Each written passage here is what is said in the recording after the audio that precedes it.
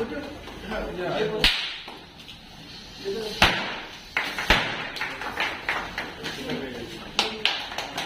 একটু হাততালি দেন না।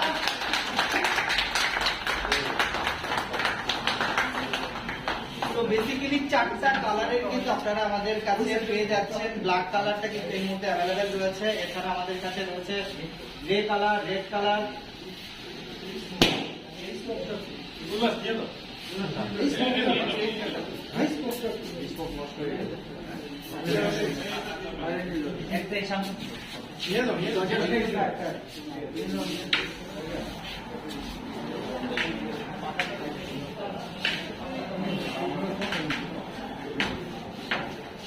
আপনারা সবাই দেখতে পাচ্ছেন যে আমাদের এই বহু জনপ্রিয় বাইক, এই বাইকটাকে আমরা চিনি বাংলাদেশের স্পিড অলরাউন্ডার হিসেবে। তো অলরাউন্ডার বলতে আমরা কি বুঝি? অলরাউন্ডার বলতে একজনকে বুঝি যে ব্যাটিং করতে পারে, বোলিং করতে পারে,